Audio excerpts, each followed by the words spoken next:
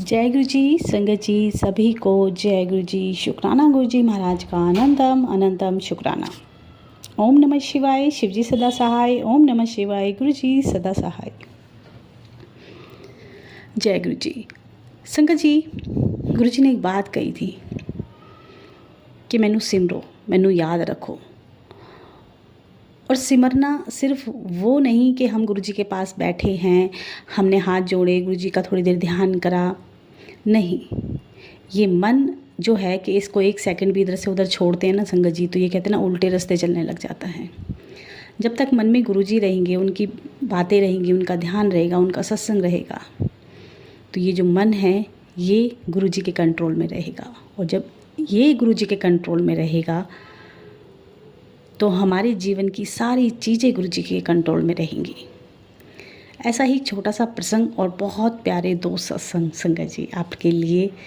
अगर आपको सत्संग पसंद आते हैं तो प्लीज़ एक लाइक करने में कुछ नहीं जाता, लाइक कर दिया करो। इससे क्या है ना, थोड़ा सा मुझे पता चलता है कि आपको चीज़ पसंद आ रही है कि नहीं, सत्संग पसंद आ रहे हैं कि नहीं। कहीं गलतियां होती हैं तो प्लीज़ बताइए, बता दीजिए मुझे, ताकि मैं भी अपनी गलतियों को सुधार सकूं। वैसे तो गुरु जी कहते हैं कि मुझे तुमसे कुछ नहीं चाहिए, सिर्फ़ और सिर्फ मुझे अपनी यादों में, अपने प्यार में, अपने मन में रखो, मैं तुम्हारे नाल हूँ।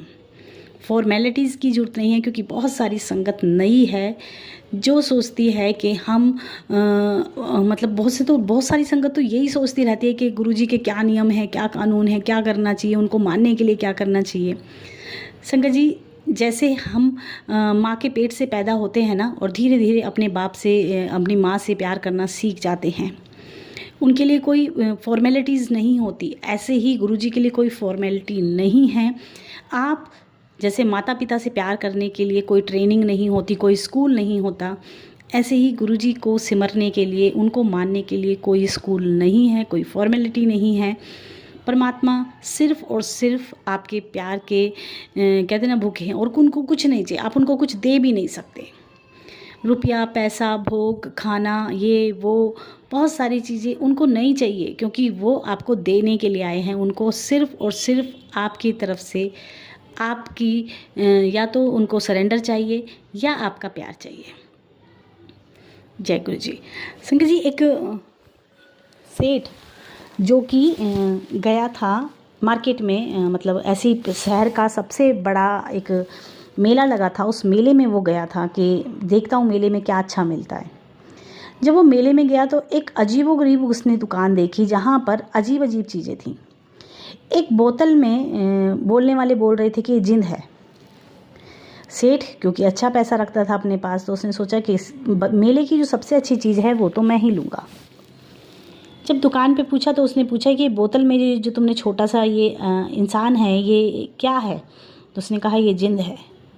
बोले ये क्या करता है? बोले ये सब कुछ करता है, तुम्हारे सारे काम करेगा, जो तुम कहोगे वो करेगा, लेकिन जब तुम इसे खाली छोड़ोगे, तुम्हें इसे कोई काम नहीं दोगे, तो ये तुम्हें खा जाएगा। सेठ को लगा मेरे पास इतने सारे मेरे काम हैं, इतने मेरे बिजनेस हैं, इतने मेरे शहर शहर में मेरे काम हैं, मुझे तो पूरे दिन खुद फुर्सत नहीं मिलती, और वैसे भी मेरे इतने सारे नौकर हैं, सब कामचोर हैं, क्यों ना मैं इससे ही काम कराऊंगा।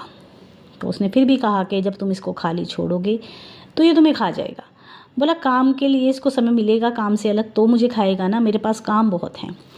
उसने पूछा कितने का है? उसने कहा 1000 रुपये का है। तो 1000 रुपये सेठ ने दिए, उसको बड़ा सस्ते का सौदा लगा और वो उसे लेके घर आ गया। उसने उसको बोतल फोड़कर बाहर निकाल लिया। बाहर निकाला तो जिन ने कहा कि बताओ क्या काम करना है। सेठ ने उसे काम दिया, सेकंडों में वो काम करके आ गया। फिर सेठ ने कुछ और बड़ा काम दिया तो वो कुछ मिनटों में आ गया। सेठ ने फिर उसको काम दिया, फिर वो कुछ करके आ गया। सेठ के सालों के काम उसने कुछ घंटों में ख़त्म कर दिए। अब सेठ भी परेशान था कि अब इसको क्या काम बताऊं, अगर इसको मैंने काम नहीं बताया तो ये मुझे खा जाएगा।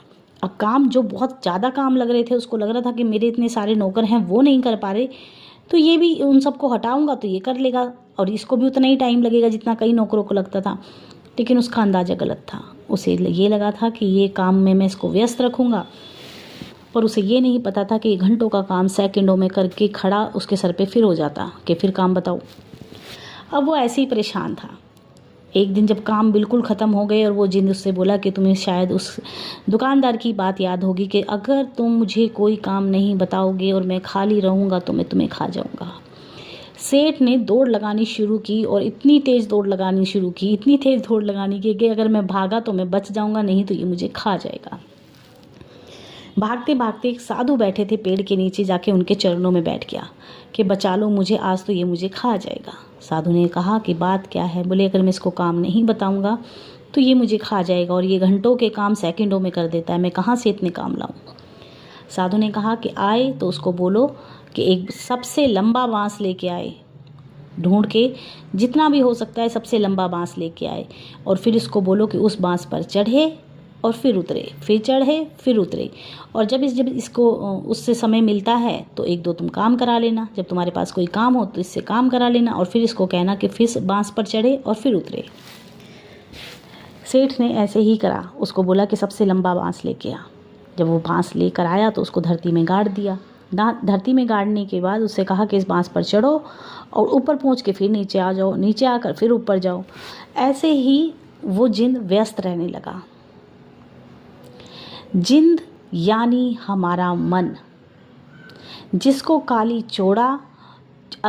छोड़ते ही शैतान, कहते ना दिमाग खाली दिमाग शैतान का घर, लेकिन दिमाग से भी ज़्यादा मन हमारा बेचैन है, क्योंकि मन कुछ सेकंडों के एक सेकंड एक पल में कहाँ से कहाँ पहुँच जाता है।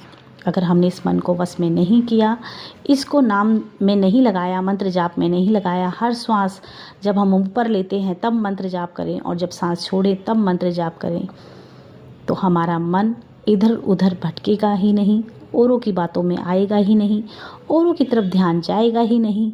और कहीं ना कहीं जो मन हमारा इतना भागता है, हमारे दुखों का कारण बनता है, धीरे धीरे हमें ही खाने लगता है, उससे हमें छुटकारा मिल जाएगा। इसीलिए गुरुजी के कई शब्दों में कहा है कि सांस सांस सिमरो। जब हम हर सांस में परमात्मा को सिमरते हैं तो हमारा ये मन उनके चरणों में लगता है। बात बहुत बड़ी है, समझने वाले शायद बहुत सारी संगत को समझ में आ गया होगा, क्योंकि मन बहुत परेशानी का, कहते हैं ना, हम कई बार कहते हैं हमारा मन नहीं लग रहा, हमारा मन नहीं लग रहा। क्यों नहीं लग रहा? पड़ोसियों को देख लिया, आज उनके नई गाड़ी आई है। इतना खाली ही नहीं छोड़ो कि दूसरों पे ध्यान जाए। अपने मन को अपने कंट्रोल में, अपने गुरु के चरणों में लगाओ, आप हमेशा खुश रहोगे।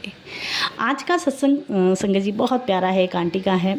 अभी 3-4 दिन पहले उनसे मेरी बात हुई थी और वो गुरुजी के बारे में बहुत सारे क्वेश्चन लेके बैठी थी। आंटी ये कैसे होता है, ये कब होगा, गुरुजी दिखाई कब देंगे, मेरे संग मतलब ऐसे गुरुजी की फ्रेगनेंस कब आएगी, बहुत सारे क्वेश्चन। और इस बीच में उन्होंने मुझे एक बात बताई कि आंटी जल्द ही मुझे गुरुजी के सत्संग में जाना है। तो ऐसी बात हो रही थी, तो आज जो उन्होंने मुझे अपने सत्संग शेयर किए, मैं आपको वही सत्संग सुनाने वाली हूँ। ये सत्संग वो सत्संग है संगत जी जो सबके जीवन में हो रहे हैं। आंटी ने बताया कि ये बात मैंने कभी किसी को नहीं बताई। मेरा एक मतलब ऐसी मैं फ़ोन खोल के बैठी थी और मेरे सामने एक सत्संग जॉब को लेकर आया, जिसमें उन अंकल बता रहे थे कि मैंने गुरुजी के सामने ये कहा कि मेरी ऐसी जॉब लग जाए, और गुरुजी से मैंने अरदास की और मेरा प्रमोशन हो गया, मेरी जॉब लग गई। आंटी ने वो सत्संग देखा, छोटा सा वो क्लिप था, और कहा कि क्या बकवास है, क्या देख रहे हैं लोग बाग, कुछ भी फैला रहे हैं, कुछ भी कर रहे हैं कि ऐसे कहा और जॉब लग गई, मतलब तुम्हारा प्रमोशन हो गया।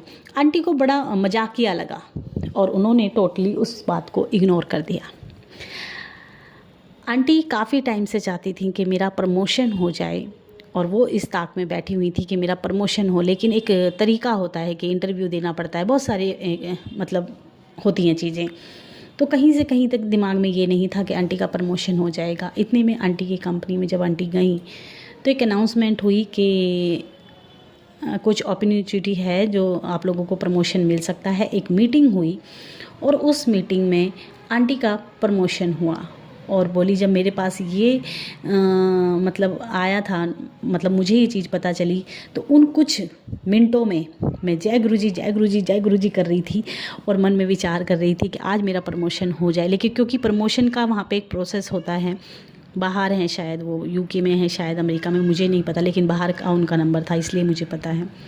तो बोली वहाँ पे बहुत सारी चीज़ें होती हैं, पहले मीटिंग होती है, फिर इंटरव्यू देने पड़ते हैं, फिर एक टेस्ट देना पड़ता है, पर मतलब बहुत सारी चीज़ें होती हैं। लेकिन एक अचानक मीटिंग में मुझे ये कहा गया कि तुम्हारा हम मतलब आपका प्रोग्रेस कर रहे हैं या आपका,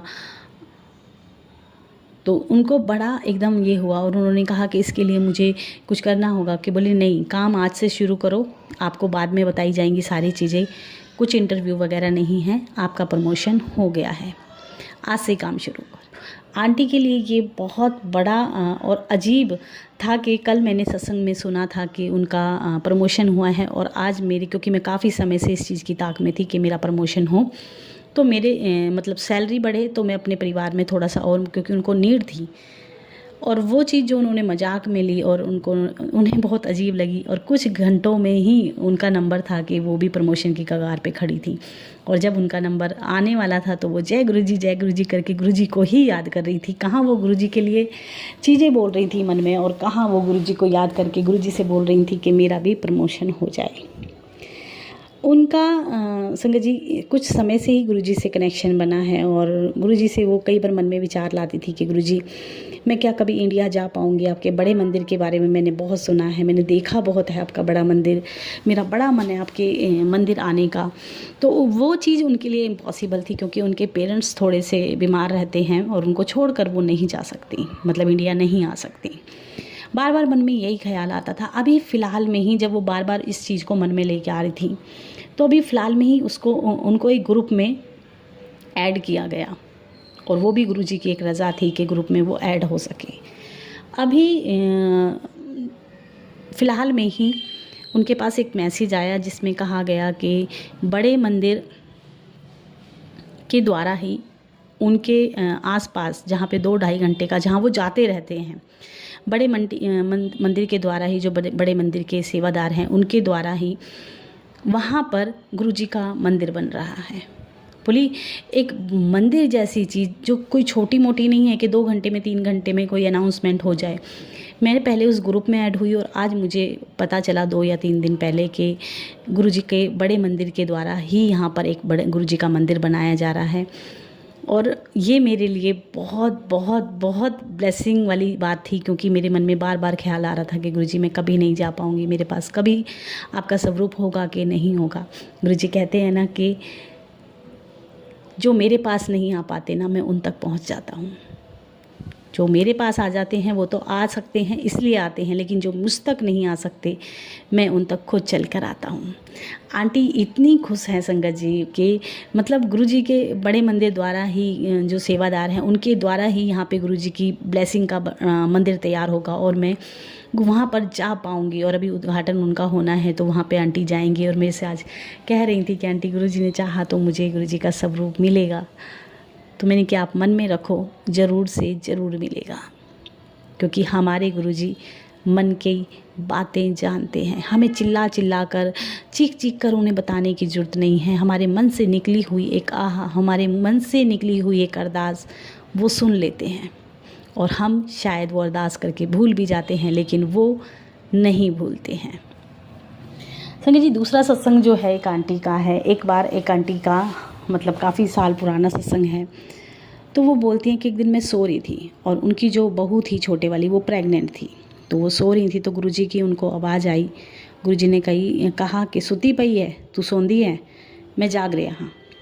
तो उन्होंने हाथ जोड़े और बैठ गई कि गुरुजी हाँ जी।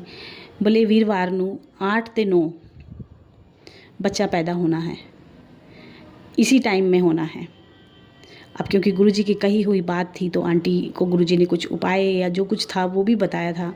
आंटी ने गुरुजी का हुक्म मान के सुबह उठी और अपनी बहू से कहा कि समय तो हो ही रहा है, तू जाके एडमिट हो जा और अपना चेकअप वगैरह करा। जब वो डॉक्टर के गई तो डॉक्टरों ने बोला कि बच्चे की हार्ट बीट बहुत ऊपर नीचे हो रही है, और आज ही बच्चे को पैदा करना पड़ेगा, मतलब उसको डिलीवर आज ही करना पड़ेगा। जब आंटी बोली तो कोई, आंटी को पता चला, फ़ोन आया आंटी के पास, तो आंटी हॉस्पिटल पहुंची। बोली कुछ नहीं होता पुत्र, तू टेंशन ना ले, गुरुजी है ना, सब देखेंगे। संगत जी समय बीत रहा था, और डॉक्टरों ने कहा कि 4 बजे उसको एडमिट किया गया था शाम को। डॉक्टरों ने कहा कि कोई बात नहीं, हम 6 बजे इसको डिलीवर कराएंगे बच्चे को। ऐसे ही करते करते आंटी बार बार गुरुजी से अरदास करी थी, क्योंकि गुरुजी ने टाइम जो दिया था वो 8 से 9 के बीच में दिया था। और क्योंकि डॉक्टर बहुत पैनिक कर रहे थे कि बच्चे की हार्ट बीट नहीं है, उसको दिक्कत है, तो उसको पहले ही डिलीवर करना पड़ रहा था। इन सब चीज़ों में आंटी सिर्फ गुरुजी का ध्यान करके बैठी हुई थी कि गुरुजी आप पे देख लो, मैंने एडमिट करा दिया है बहू को, अब आप समय भी देख लो, आप पे देख लो, जो करना है आप देख लो, मुझे नहीं पता। संगत जी 6 बजे उसको जैसे साफ़ सफाई करनी होती है, सब चीज़ें होती हैं, और उसको 7 बजे से 6 बजे उसको डिलीवर रूम में ले जाना था। इतने ही 2 इमरजेंसी वाले केस आते हैं जिसको डॉक्टर इग्नोर नहीं कर पाती हैं, तो वो कहती हैं कि इसको थोड़ी देर और रोको और हम थोड़ी देर में इनको देखेंगे, पहले ये इमरजेंसी वाले हैं, इनको पहले देखना है।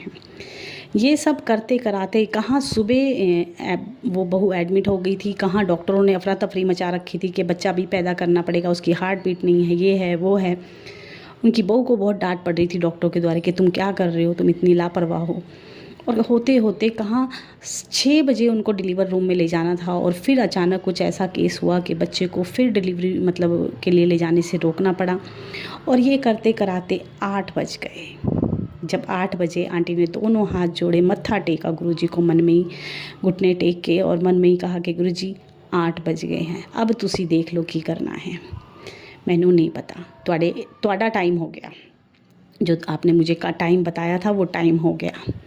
संगत जी 8 बजे जब उसको ले जाया गया तो 9 बजे से पहले बच्चा उनके हाथ में था। अब डॉक्टर कोई कुछ कहे, कोई कुछ कहे, कोई कहे कि इसकी हार्ट बीट नहीं है, कोई कहे कि अंदर ऑर्गन्स नहीं है, मतलब बहुत सारी चीज़ें। डॉक्टरों ने बच्चे को शीशे में डाला, उसको शीशे में रखा गया। जिस उसमें नर्सरी में रखा गया था वहाँ पे 13 बच्चे थे और 14वां बच्चा आंटी का था। गुरुजी ने फिर आंटी को रात को ड्रीम दिखाया, और आंटी ने गुरुजी ने कहा कि कुछ नहीं होना, तू एनू घर लेके जा, यदि छुट्टी करा।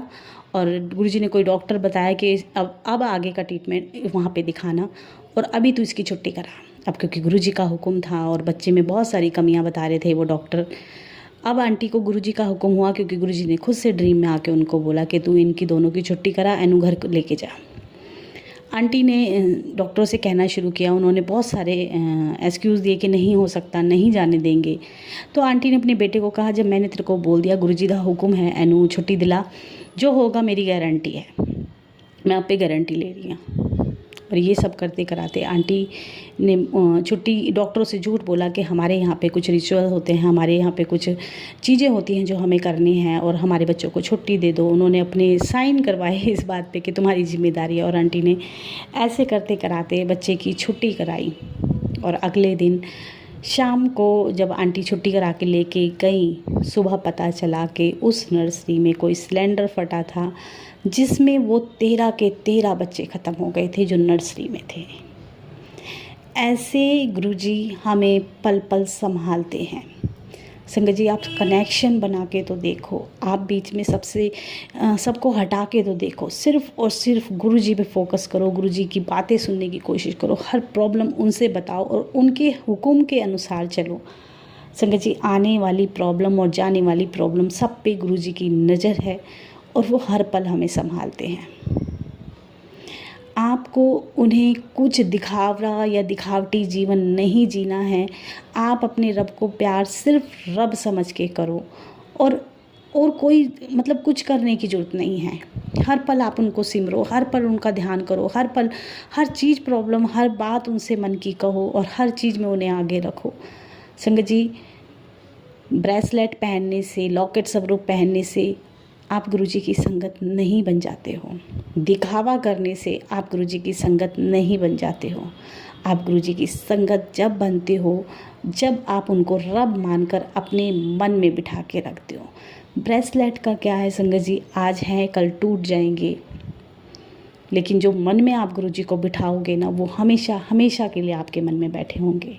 और जब वो मन में बैठे होते हैं ना, तो मन से ही कनेक्शन बनता है। हम दौड़ रहे हैं, भाग रहे हैं गुरुजी के, हमें ब्रेसलेट स्वरूप पहनना है, हमें लॉकेट स्वरूप पहनना है। संगत जी हम पूरे दिन में इतने सारे घर के काम करते हैं, झूठे हाथ होते हैं, बहुत सारी चीज़ें होते हैं, और कहीं ना कहीं गुरुजी बहुत प्यारे हैं संगत जी। उन सब रूपों को अगर आप पहन भी रहे हो ना, तो बड़ा सहेज के, बड़ा संभाल के उन चीज़ों को करो। इसीलिए गुरुजी से कई बार संगत कहती थी कि गुरुजी स्वरूप चाहिए, तो गुरुजी कहते थे कि तुहानू स्वरूप दी की लोड़ है, मैं तुहाडे मन विच हाँ। और मन एक ऐसी जगह है संगत जी जहाँ ना झूठे हाथ लगते हैं ना उनके, मतलब कुछ दिखावा करने की ज़रूरत नहीं है। हम क्या करते हैं, अभी तो हम पूरी ज़िंदगी ना बस गुरुजी को दिखावे दिखावे में लगे हैं। अरे हम गुरुजी को ये भोग लगाते हैं, हम ये करते हैं, हम वो करते हैं, मैं सुबह उठ के इतनी देर अरदास करती हूँ, मैं इतना नाम। किसको दिखाना है? आप हैं और आपके गुरुजी हैं, आपको किसी को नहीं दिखावा करना है। आपके गुरुजी जानते हैं आप उनको कितने मन से पुकारते हो। अभी तो लोग ना बस दिखावे के पीछे भागने लगे हुए हैं संगत जी। इस दिखावे में ना कहीं हम गुरुजी हमसे रुल जाने हैं, हम कहीं ना कहीं गुरुजी से पीछे रह जाने हैं। हम सिर्फ दिखावे में रह जाने हैं। और उस रब को दिखावे की ज़रूरत नहीं है, फॉर्मेलिटीज़ की ज़रूरत नहीं है, आपके बनाए हुए खाने को भोग लगाने की भी ज़रूरत नहीं। आप मन में जब खाना बनाते हैं एक बार याद करके कहोगे ना कि गुरुजी आपने ही तो हमें ये खाना दिया है, इसके लिए शुक्राना। लग गया गुरुजी को भोग, उन्होंने स्वीकार कर लिया कि आपने उनको शुक्राना बोल दिया, एक्सेप्ट करके खा लिया कि गुरुजी सब आपके हुक्म में हो रहा है। इतना प्यार और इतना कनेक्शन गुरुजी को चाहिए आपको अपनी ज़िंदगी में, तब जाके आपका असली वाला कनेक्शन बनेगा। आपकी ब्लेसिंग्स हैं, आपके सत्संग हैं, आप लोगों को सुनाते हैं, आप संगत जोड़ते हैं, इतना काफ़ी है। आज के लिए इतना ही संगत जी। मेरी कोई बात बुरी लगा करे ना तो संगत जी प्लीज़ बोल दिया करो, क्योंकि अभी हम बहुत सारी चीज़ों के पीछे भाग रहे हैं बहुत, और इसकी देखा देखी और संगत जो नई जुड़ रही है ना वो भी उसी दौड़ में शामिल हो रही है। और ये सब कसूर आखिर में हमारा ही होगा अगर हम सही चीज़ को ना लोगों को बताते हैं, ना दिखाते हैं, बस एक फॉर्मेलिटीज़ में अगर हम भागते रहते हैं तो गुनाहगार हम सब बनने हैं। क्योंकि नई संगत को वो पता है जो आप लोग उनको बताते हैं। तो सही रास्ता दिखाना, बताना बहुत ज़रूरी है। जय गुरुजी, शुक्राना गुरुजी, अनंतम अनंतम शुक्राना।